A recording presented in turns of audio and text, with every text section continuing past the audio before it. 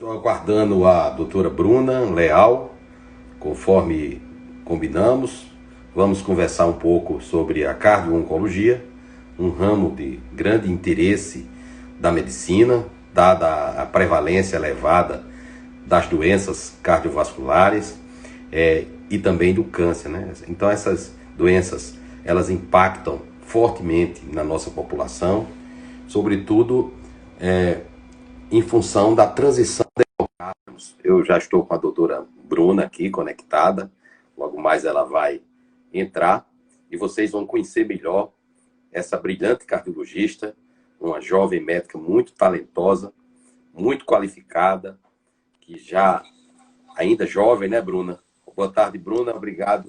É um prazer ter você conosco no perfil da Sociedade Brasileira de Cardiologia, nessa live, né, que se tornou tão popular nessa época da pandemia, para conversarmos um pouco sobre a cardio-oncologia, um assunto que tem tido um interesse crescente, né, haja vista a prevalência das enfermidades cardiovasculares e também do câncer.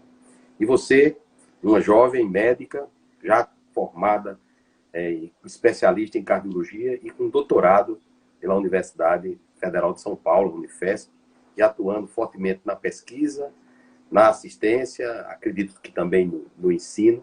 Você vai falar para nós por que você escolheu esse ramo cardio-oncologia. Explica para a gente o que é a cardio-oncologia e o motivo da sua opção, Bruno. Doutor Marcelo Queiroga, primeiro eu queria dizer que é um prazer, né, estar aqui nesse bate-papo com o senhor. Queria agradecer à Sociedade Brasileira de Cardiologia pelo convite em participar dessa live, né? Que além da gente divulgar um pouco da cardio-oncologia, também eu aproveito e gostaria de divulgar, né, o simpósio internacional de cardio-oncologia que será realizado no próximo sábado, dia 12. É um simpósio inteiro, virtual, que vai ser realizado em conjunto a SBC e a ACC, né? É um projeto, é um simpósio idealizado pela doutora Ludmila, a professora Ludmila Jar, e organizado também pela doutora Bonici, que é a editora da Jack Cardio Oncology. Então, esse tema eu acabei sendo inserida na cardio-oncologia por um acaso, né? É um tema importantíssimo, né? Você sabe que a estimativa de que em 2026 nós vamos ter 8 bilhões de pessoas no mundo, né? E a estimativa é que nós vamos ter 20 milhões de sobreviventes do câncer. 50% deles acima de 70 anos. Então, quando a gente pensa em sobreviventes do câncer, a gente pensa nas doenças, as doenças associadas, principalmente as doenças cardiovasculares, né? Então, a doença cardiovascular é uma das principais causas de mortalidade no Brasil e no mundo em pacientes com câncer. Então, acende aquele alerta para essa associação entre cardiologia e oncologia. Então, comigo foi um pouco por acaso, na época que eu fiz faculdade e residência, eu imagino que o senhor também não tinha disciplina de cardio-oncologia. Quando eu terminei a residência de ecocardiografia, não tinha. Nós víamos casos de cardiotoxicidade no ambulatório de insuficiência cardíaca.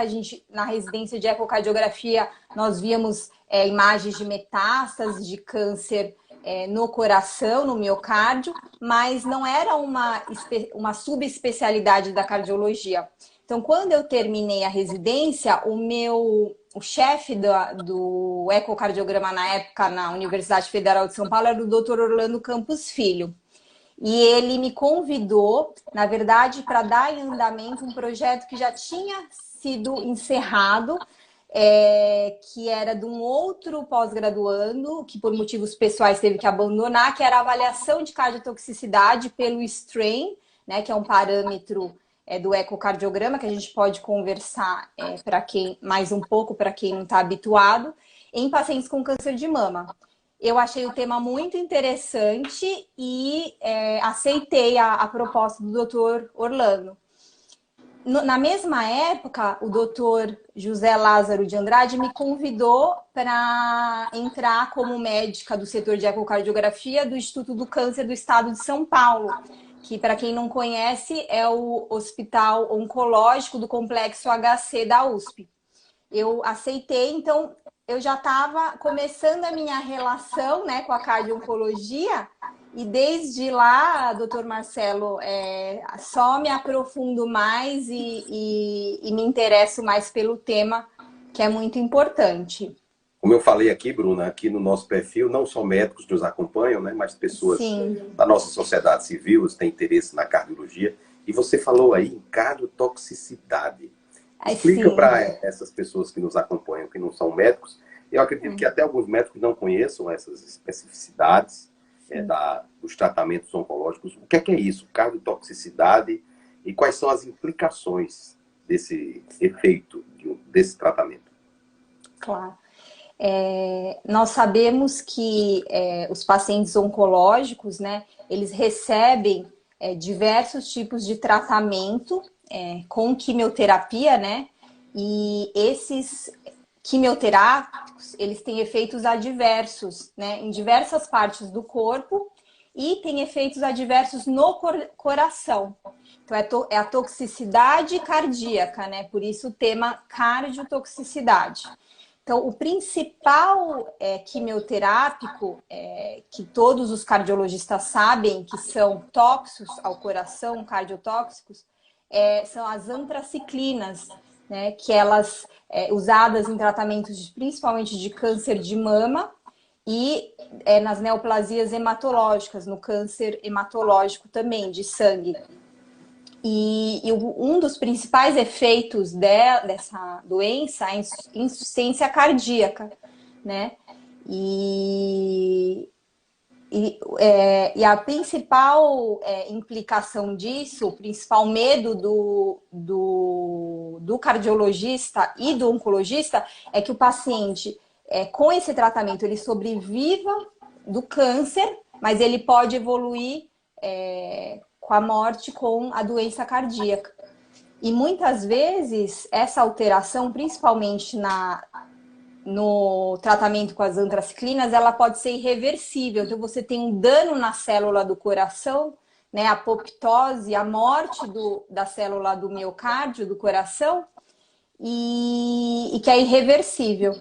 Então, o paciente ele pode sobreviver do câncer, mas evoluir com uma doença grave cardíaca. Então, muito bem. Então, o medicamento quimioterápico tem um efeito sobre o coração que pode deprimir a função cardíaca. Perfeito. Esse efeito acontece logo no começo do tratamento ou isso só é diagnosticado mais na frente? Olha, ele pode ocorrer, sim, no primeiro ano do tratamento, tá? Os pacientes que eu estudo, né, que é a minha linha de pesquisa, são os pacientes com câncer hematológico que recebem antraciclina, a maioria deles evolui com insuficiência cardíaca ou até morte cardíaca no primeiro ano do início do tratamento. Então, é por isso que o acompanhamento ele tem que ser desde o início, né? Então, por exemplo, todos os pacientes que recebem antraciclina, que é a medicação que a gente está comentando agora, tem que fazer um ecocardiograma, que é o exame de imagem do coração, né? Ele é um ultrassom do coração, que é o exame que eu faço antes de iniciar o tratamento, ao término do tratamento de antraciclina e 6 meses após o término. Então, ali no primeiro ano, você já tem que estar acompanhando tanto pelo ecocardiograma como com sinais e na anamnese, no exame físico, né? Com sinais e sintomas de insuficiência cardíaca. Então tem que acompanhar de perto. Você falou aí também outro nome diferente que as pessoas não conhecem. Strain de VE. O que é isso e para que serve? Sim. Claro. O strain é um parâmetro, tá, que a gente utiliza no ecocardiograma, que nada mais é um índice de deformação miocárdica, tá? Ele avalia, ele é expresso em porcentagem e ele avalia a variação do comprimento da fibra miocárdica dividida pelo comprimento inicial da fibra miocárdica. Esse é o strain. O strain rate, que é um outro nome feio, ele avalia a velocidade da deformação miocárdica, a velocidade com que o strain ocorre. Por que a gente começou a utilizar esse parâmetro no ecocardiograma, né? Porque o parâmetro mais utilizado para avaliação da função do ventrículo esquerdo no ecocardiograma é a fração de ejeção do ventrículo esquerdo. Só que o que acontece? Em muitos pacientes, quando a fração de ejeção cai, diminui, a disfunção do ventrículo esquerdo do coração ela já é irreversível. Então, a fração de ejeção, que nada mais é do que o volume do ventrículo diastólico menos o sistólico dividido pelo volume diastólico, né, o quanto que o coração ejeta de sangue, ela é um parâmetro muito tardio para avaliação da toxicidade da droga, do quimioterápico no coração. Então, aí apareceu esse novo método, que é o strain, né, que avalia essa deformação da fibra miocárdica, que ela detecta precocemente, tá, alterações que a gente chama de subclínicas, e ela é um preditor de queda da fração de ejeção futura. Então, os principais estudos mostraram que o strain, o longitudinal global, ele é preditor de queda da fração de ejeção em pacientes em tratamento com antraciclinas, por exemplo. Ou seja, o strain é um método excelente para o diagnóstico precoce da cardiotoxicidade, né? Perfeito. Há como fazer uma prevenção, uma profilaxia da cardiotoxicidade? Nós temos fatores de risco que são Sim. comuns a doenças cardíacas e a doenças oncológicas, né? A exemplo de diabetes, sedentarismo, tabagismo. Na escolha de um tratamento oncológico, se pondera esses fatores de risco através de exames, através da clínica, antes de escolher o tratamento oncológico para cada caso, Bruna?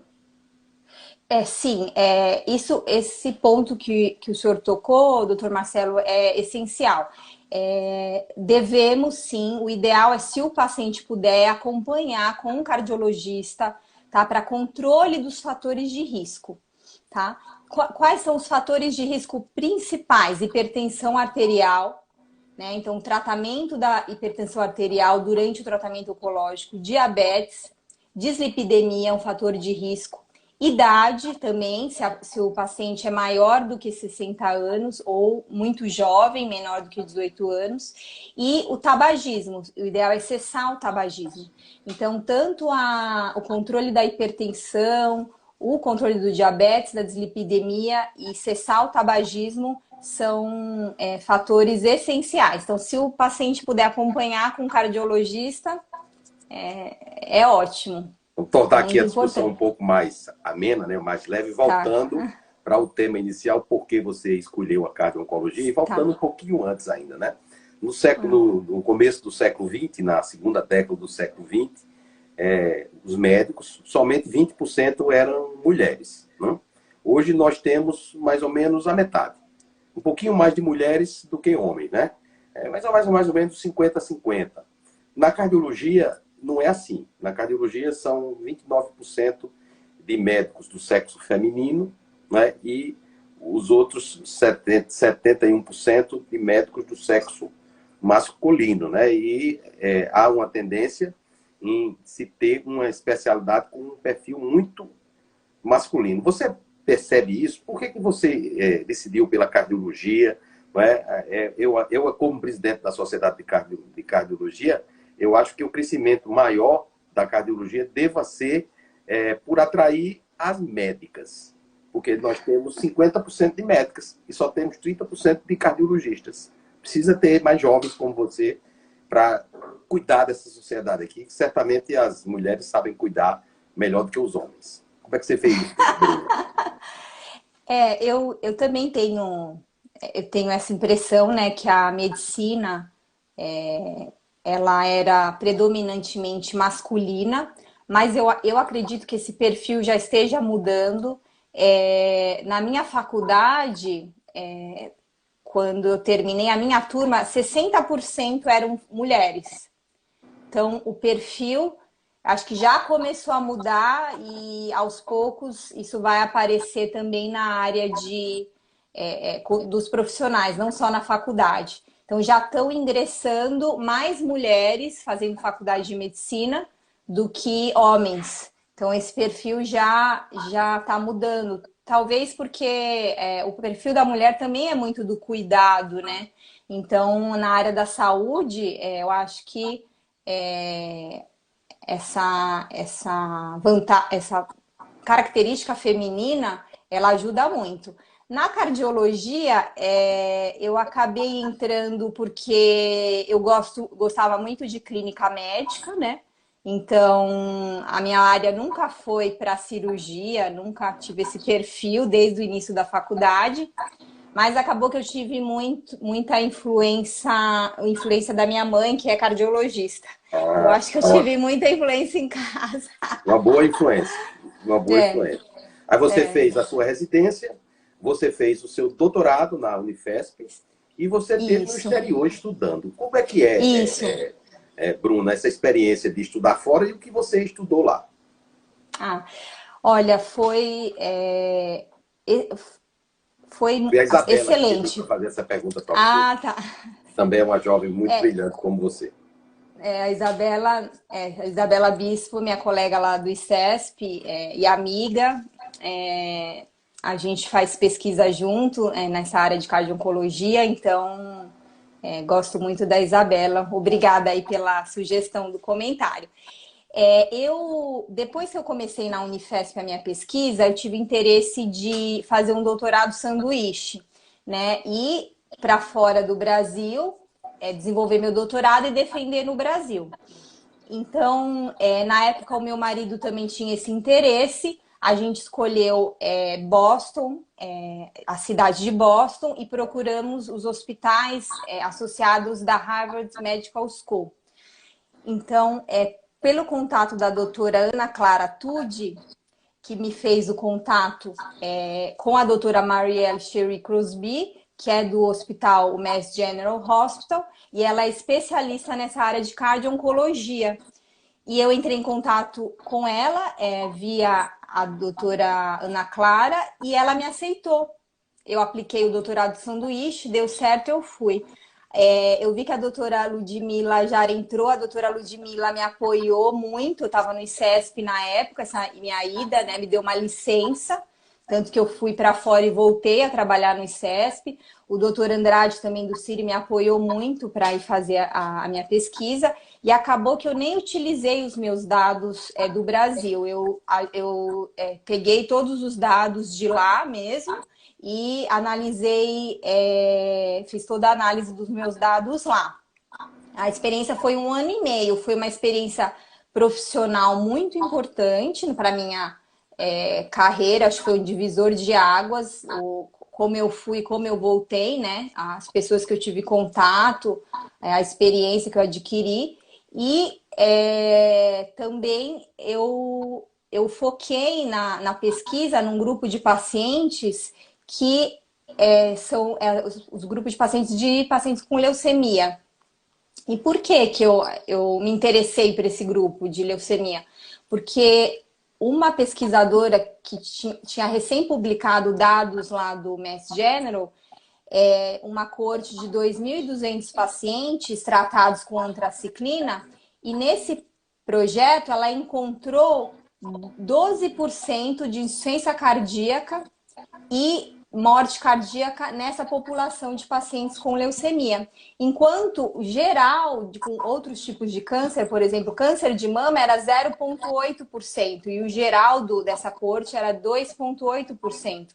Então, a leucemia era 12%. Então, eu comecei a tentar entender por que essa população tinha eventos cardíacos, uma maior taxa de eventos cardíacos. Então, além disso, eu tive uma experiência pessoal, né, de você morar em outro país, a cultura, com a língua, com a cultura. Então, eu tive um crescimento pessoal também, doutor Marcelo. E qual é a diferença, Bruna, de pesquisar num país de primeiro mundo, como é os Estados Unidos?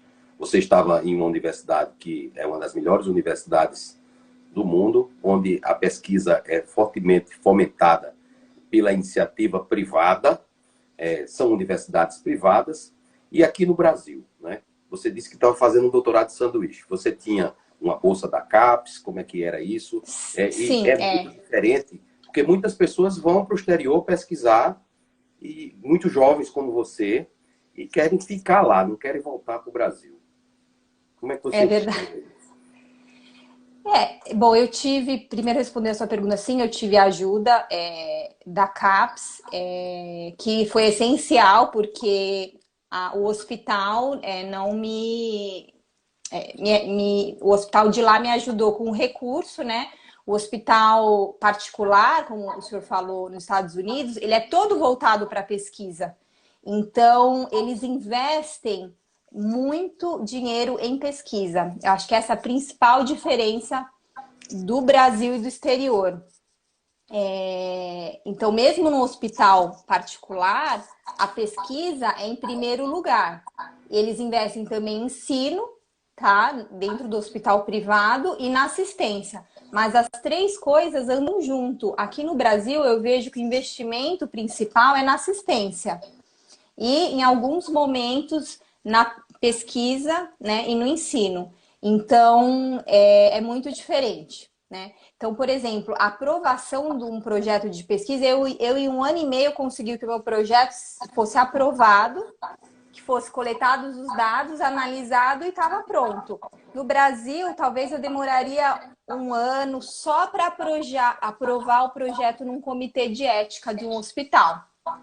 Então, até um dos projetos que eu desenvolvo com a Isabela, a gente deu entrada, a Isabela deu entrada antes de eu ir para os Estados Unidos e a gente começou a coletar os dados quando eu retornei.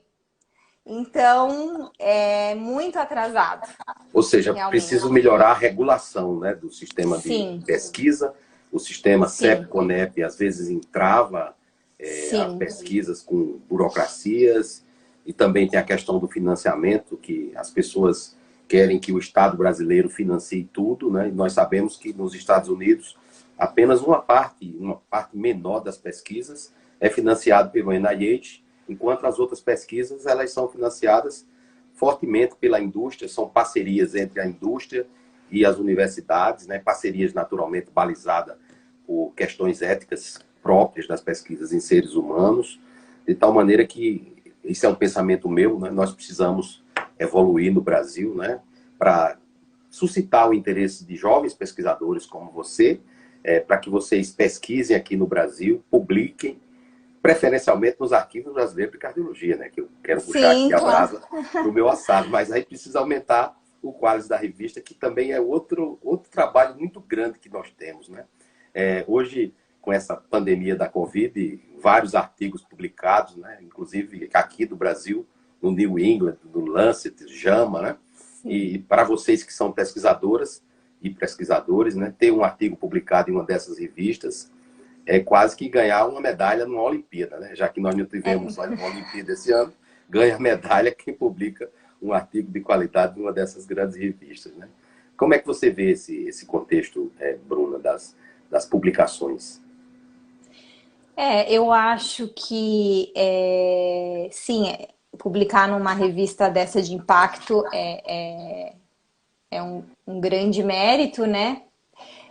Eu acho que por ter pouco investimento, né, na área de pesquisa no Brasil, é mais difícil você publicar, você deixar um pouco a assistência de lado, né? E investir o seu tempo na pesquisa. E sim, aí você estando fora, eles facilitam tudo para você pesquisar e publicar. Tudo que eles podem, eles te dão uma sala com uma mesa, com um computador. Se você vai produzir, né, pesquisa, eles vão facilitar os meios de você conseguir isso. Então, dá vontade, sim, de ficar no exterior, mas tem também a nossa raiz, a nossa cultura, a nossa família. Lá você é mais um estrangeiro, é um latino-americano, como eles dizem, né? Que nós somos, tudo é uma coisa só, né? América Latina. Então, aqui a gente pode fazer a diferença, né? Eu tenho muitas oportunidades, mais aqui no Brasil do que lá fora. E eu agradeço, né, a oportunidade que eu tenho no ICES, da doutora Ludmila, no Sírio-Libanês também que eu trabalho, que também estamos desenvolvendo pesquisa no Sírio-Libanês, o doutor Andrade, o doutor César Nomura, incentiva. Então, mesmo que seja mais devagar a pesquisa aqui, eu prefiro investir no Brasil do que fora. É isso aí, você tem toda a razão. Vamos investir no Brasil, porque nós somos brasileiros, Isso. né? Não tem dúvida disso. Agora, a Sim. cardio-oncologia não é uma especialidade médica. Naturalmente, a especialidade é cardiologia ou Sim. oncologia. Também não é uma área de atuação reconhecida da medicina, é um ramo de Sim. interesse mais da cardiologia do que da oncologia. Que estuda o impacto dos tratamentos oncológicos sobre o coração. E os médicos fazem residência em cardiologia e depois que fazem a residência em cardiologia, que se interessam por essa área, eles não conseguem fazer isso como residentes, né? Ou eles Ainda abraçam não a tem. pós-graduação lato sensu, que, embora útil, não tem valor para certificar o profissional, ele não pode se registrar como alguém que tem uma área de atuação. Como é que você vê isso? Precisa de mais algum tipo de iniciativa para a cardio-oncologia se firmar como um ramo mesmo da cardiologia? Por exemplo, a criação de uma residência com bolsa, isso ajudaria a essa especialidade? Você naturalmente Sim, orienta a residente. sim, eu acho que é uma questão de tempo, doutor Marcelo. A primeira diretriz de cardio-oncologia ela foi publicada, né, pela SBC em 2011. Agora, no Congresso, nesse simpósio internacional, vai ser publicada a segunda diretriz de cardio-oncologia brasileira. Mas de lá para cá, muita coisa tem acontecido, né? Então, você tem os estágios, a gente já tem estágio em cardiologia, não é residência, mas estágio, já existe, no ICESP existe. E no mundo inteiro está se criando esses fellows em cardio-oncologia. Foi criada, né, a revista de cardio-oncologia do o Jack Cardio Oncology, isso é recente. Então, eu acho que está caminhando para se criar residência de cardio-oncologia. Eu acho que é uma questão de tempo, é uma área importante, eu acho que precisa do subespecialista, né? O cardiologista com essa subespecialidade de cardio-oncologia é necessário, é um tema importante e eu acho que é só uma questão de tempo para essa residência ser criada. Agora, há aqueles pacientes, mudando um pouquinho da história da formação, né, da pesquisa, Uhum. mas há aqueles pacientes que são cardiopatas e aí eles aparecem com câncer, né?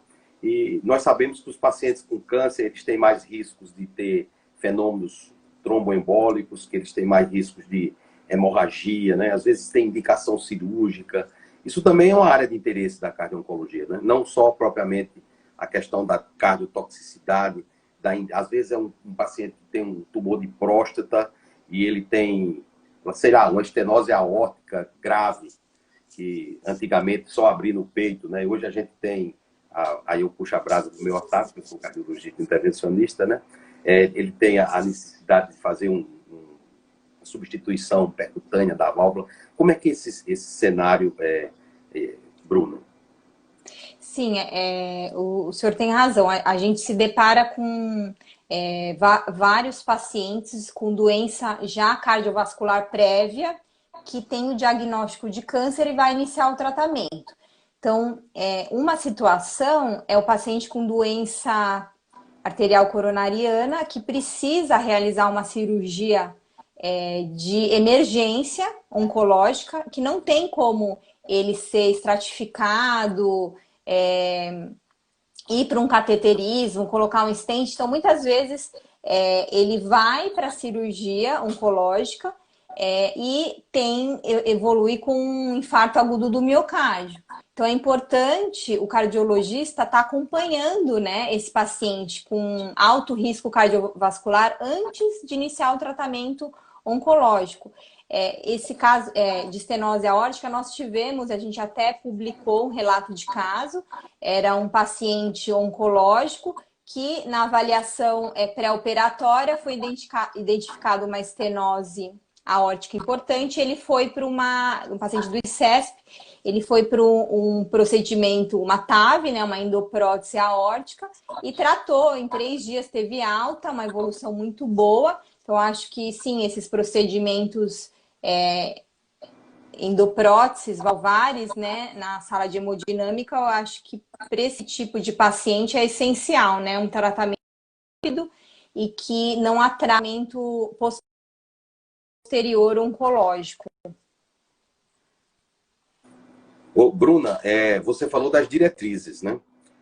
Qual que é a importância das diretrizes na prática médica, balizando a conduta? Você ouviu o que eu falei? Você falou sobre as diretrizes. E qual a importância da diretriz brasileira de cardio-oncologia? Nós sabemos que as diretrizes, as recomendações são baseadas em evidências científicas que advêm de ensaios clínicos randomizados. Naturalmente, a cardio-oncologia não há evidências científicas muito sólidas, até porque é um assunto novo, né? Às vezes envolve pacientes idosos. Como é que você vê essa diretriz?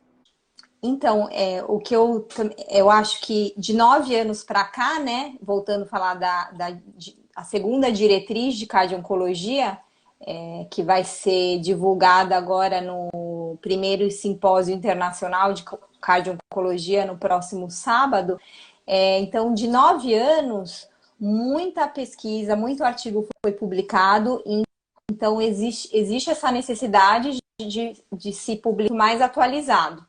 Né? A cardiologia ela é muito recente, então rapidamente os artigos ficam desatualizados, as diretrizes, então 9 anos é muito tempo. E eu aproveito para divulgar que eu acredito que esse ano vai ser publicado também o posicionamento da imagem cardiovascular na cardiologia, né? Um posicionamento que eu também participei e foi feito junto com o departamento de ecocardiograma e a SBC, e eu acho que esse ano vai sair esse documento que é bem importante também. É importante para balizar a conduta, não é, Bruna? Nós Sim, temos sim. grandes hospitais públicos na área oncológica, né? A exemplo do ICESP, a exemplo do Instituto Nacional do Câncer, né? Há políticas públicas no Brasil voltadas tanto para a cardiologia quanto para a oncologia, né? O câncer de mama, você falava aí também da cardiotoxicidade relativa ao câncer de mama. Nós temos a questão do trastuzumab também, que é uma droga muito utilizada no tratamento do câncer de mama. Me parece que também tem implicações no tratamento com o trastuzumab em relação à cardiotoxicidade. Do ponto de vista de tratamento, de prevenção da cardiotoxicidade com medicações. Há algum tipo de medicação que possa ser usada para prevenir os efeitos da cardiotoxicidade durante um tratamento quimioterápico? Ainda, doutor Marcelo, não saiu nenhum trial randomizado, duplo cego, que você defenda o uso da introdução da medicação como prevenção, né? Tem vários estudos em andamento, mas no momento não tem nenhum estudo que te dê como nível 1 de evidência introduzir um medicamento preventivo. Eu acredito que isso deva sair nos próximos meses ou anos, mas não, a princípio, no momento, ainda você não pode indicar. Porém, se o paciente tem, por exemplo, uma hipertensão, né? Você pode introduzir um IECA, um BRA. Se o paciente é dislipidêmico, você pode introduzir uma estatina. Então, tem outras formas de prevenir com medicamentos, caso o paciente tenha doenças cardíacas associadas, né? Doenças que são fatores de risco da cardiotoxicidade. Então, aí, nesses casos, você pode. Além do eco, nós temos também medicina nuclear, nós temos ressonância Sim, magnética, ou seja, sim, o diagnóstico por imagem é importante nesse contexto, né? sim, sim. E o que você poderia falar para nós acerca desses outros métodos de imagem, Tá. no diagnóstico da cardiotoxicidade e de outras situações úteis na cardio-oncologia? Acaba que o principal método não é porque é a minha área, mas é o ecocardiograma, né? Porque ele tem baixo custo, você não usa radiação, é de fácil acesso, a gente pode fazer até o exame à beira do leito, se o paciente estiver internado. Então, o principal exame é o ecocardiograma. A ressonância é um exame caro, mas ela é importante, tá? Principalmente quando você tem uma imagem ruim pelo ecocardiograma, né? Uma janela acústica inadequada, que a gente chama, e quando você tem dúvida do resultado pelo ecocardiograma. Aí você pode solicitar a ressonância magnética cardíaca, tá? E a medicina nuclear, ela era utilizada também, eu acredito que mais no passado, a gente usava muito a medicina nuclear. Depois que introduziu o eco foi substituindo a medicina nuclear, é um exame mais barato, mais fácil o paciente ter acesso. Então, mas os outros métodos são importantes também, né? E a gente tem a tomografia de coronária também, se você quiser avaliar doença arterial coronariana associada, né? E acho que são todos métodos complementares, né? E são importantes.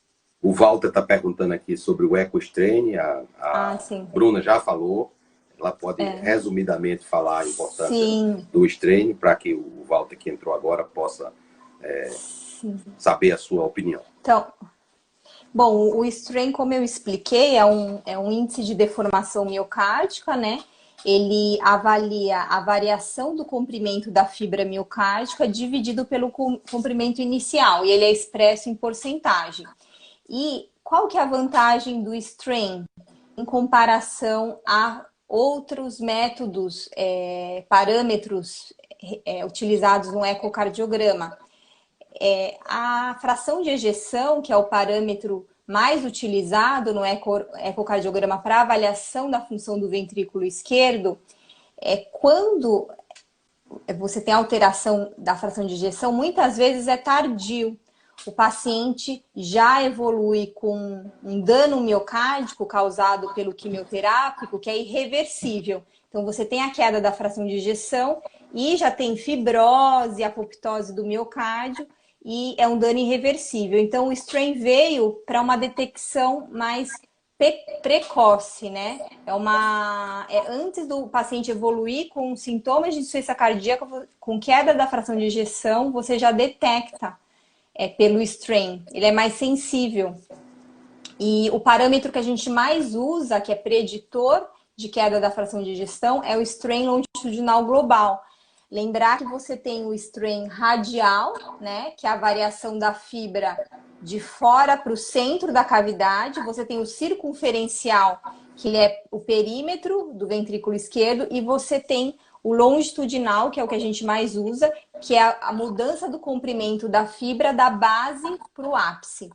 E é o strain longitudinal que a gente usa. E a técnica mais utilizada é o speckle tracking. É um nome feio, mas nada mais do que você rastreia os pontos do miocárdio pelo ecocardiograma, um rastreamento desses pontos brilhantes, que são os speckles, né? Speckle tracking. E é uma técnica fácil de utilizar, com boa reprodutibilidade. Dr. Silvio Barberato, nosso diretor de qualidade assistencial e editor do ABC Imagem, está nos prestigiando aqui com sua audiência. Obrigado, Silvio, por entrar aqui na nossa live. A Bruna deu agora um bis, né? O artista, quando faz algo que é bom, o público pede bis, né? Então, a Bruna falou novamente sobre o eco strain. É fundamental esse diagnóstico por imagem. A Isabela pergunta sobre o 3D, né? São novos métodos utilizados na ecocardiografia, que também não são métodos que sejam disponíveis em todos os lugares, né? Fala um pouquinho sobre o 3D, Bruna. Bom, o 3D deveria ser ele é o padrão ouro para avaliação da função ventricular em pacientes oncológicos. E por que da onde veio isso? Foi um estudo publicado recentemente que selecionou mulheres com câncer de mama e realizou eco bidimensional e tridimensional e com contraste em 5 pontos durante o tratamento, antes e em mais 4 momentos. Nesses pacientes, em nenhum momento houve critérios de cardiotoxicidade. Inclusive, o strain longitudinal global deles foi normal. O que eles fizeram nesse estudo? Eles quiseram avaliar a variabilidade interobservador, né, a reprodutibilidade do método. E nesse estudo publicado, eles viram que o eco 3D é o parâmetro para avaliar a fração de ejeção com melhor reprodutibilidade em comparação com o método bidimensional e até em comparação com o uso de contraste. Então, a partir daí, o problema é que não é, né, doutor Marcelo, não são todos os laboratórios de eco que têm essa ferramenta, né? O eco tridimensional. Precisa de treinamento, expertise, né, do profissional. É um aparelho mais caro, mas idealmente todos os pacientes oncológicos, quando a imagem é adequada, deveria ser feita a avaliação da fração de ejeção pelo método tridimensional. Então, é uma ferramenta importante, né? E tem outro detalhe, é que esses dois procedimentos, tanto o strain quanto o eco 3D, eles não constam no rol de coberturas obrigatórias Sim. da Agência Nacional de Saúde Suplementar. Você trabalha num grande centro público, que é o ICESP, e trabalha num grande Sim. centro privado, que é o Hospital Sírio-Libanês. Naturalmente, você não convive tanto com essa problemática. Mas para um Brasil continental, como é o nosso, não é? Que nós temos 200 milhões de habitantes, né? De Roraima até o Rio Grande do Sul, essa não é a realidade dos serviços e das pessoas que se tratam de câncer. Aqui no meu estado, o estado da Paraíba, é um pequeno estado da federação, nós temos aproximadamente 4 milhões de habitantes, e nós temos serviços, hospitais de câncer na cidade de João Pessoa, na cidade de Campina Grande e no sertão da Paraíba, na cidade de Patos. E lá não tem nem strain, nem muito menos eco 3D, né? E o grupo de cardio-oncologia da Sociedade Brasileira de Cardiologia, ele é integrado por pouco mais de 200 médicos. Né? Então é um núcleo ainda muito pequeno de pessoas que têm interesse, né? Eu não vou nem dizer que todos esses 200 tenham expertise em conhecer todos os protocolos que são empregados na cardio-oncologia, das implicações dos diversos quimioterápicos que são usados e como se deve dialogar com o oncologista para, com ele, decidir ou não pela suspensão de quimioterápico e a colocação de outro, né? Que são temas que parece que muito frequentes entre vocês que lidam nos grandes centros da medicina do Brasil. Né? Então, por isso que nós, a nossa diretoria da Sociedade Brasileira de Cardiologia, resolveu fazer esse simpósio, um simpósio internacional de cardio-oncologia. O objetivo, primeiro, é difundir o conhecimento científico de qualidade. A Sociedade Brasileira de Cardiologia tem esse compromisso.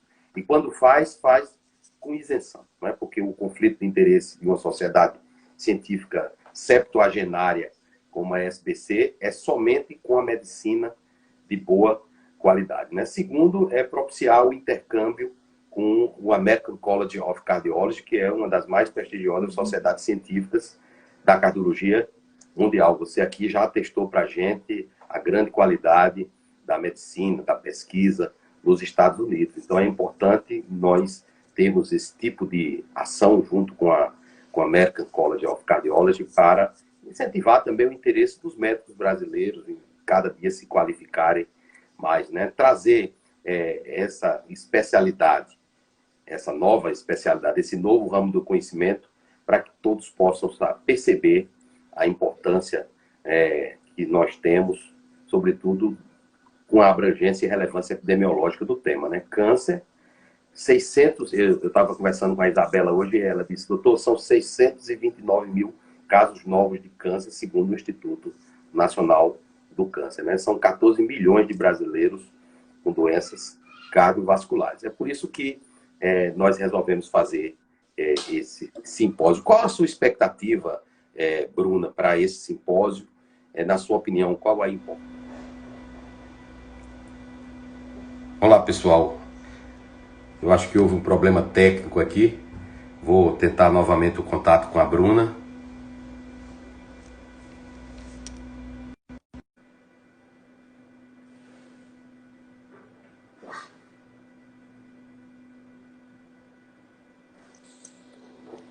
Olá, Oi, doutor Bruna. Marcelo. Desculpa, acho que travou aqui. Travou. Então, fala para nós sobre o simpósio. Eu falava da importância da atuação da sociedade científica em levar informação médica de qualidade, né?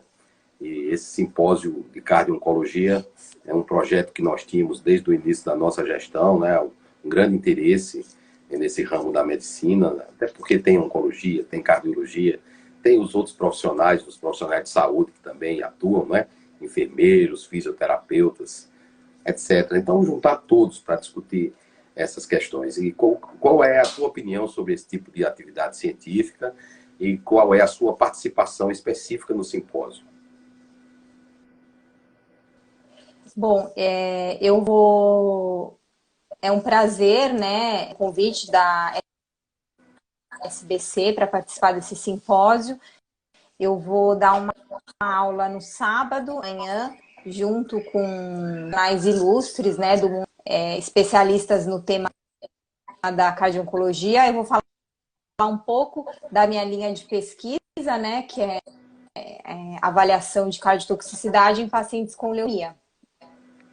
E então vou dividir um pouco da minha. Eu acho importantíssimo esse tema. Eu já conversei com a Isabela, já temos mais de 1.000 inscritos, né? Um evento gratuito, todo virtual. E essa conversa, né? Com profissionais de outros países, com a sociedade americana de cardiologia, é muito importante. A gente trocar conhecimento, trocar ideias. E tivemos aqui em 2009 o Summit, né? Que foi também um congresso internacional. Na época, eu e a doutora Cecília Bittencourt, que é a coordenadora do setor de ecocardiografia do ICESP, nós desenvolvemos Strain presencial. Infelizmente, esse ano, por conta da pandemia do Covid, nós vamos estar presentes, né? É importante fazer um curso mesmo que seja virtual. Mas ano passado a gente fez um curso de Strain e a gente viu a necessidade do Brasil todo de profissionais da cardiologia ou mesmo do ecocardiograma em aprender o Strain ou colocar o Strain na prática nos laboratórios de ecocardiografia. Então, o curso foi lotado 100% e deu para dividir, trocar bastante conhecimento nessa área. Então, é fundamental que todos nós juntos, né, consigamos sensibilizar as pessoas para que possam frequentar essas atividades científicas das sociedades científicas, que são atividades com pouco conflito de interesse, onde a programação é avaliada por pessoas que têm uma qualificação técnica muito grande, que os palestrantes são selecionados segundo critérios técnicos, segundo o currículo, pessoas que efetivamente estão lidando na área, que pesquisam, que publicam e que fazem a diferença, né? Nós precisamos abrir a sociedade para os mais jovens, como você, uma jovem brilhante. Todos aqui percebem isso pelo seu conhecimento, pela sua capacidade, né? E eu tenho certeza que terá uma carreira excepcional e será e já é um grande valor da nossa cardiologia, Bruna. Eu agradeço muito a você, dito que vamos progredir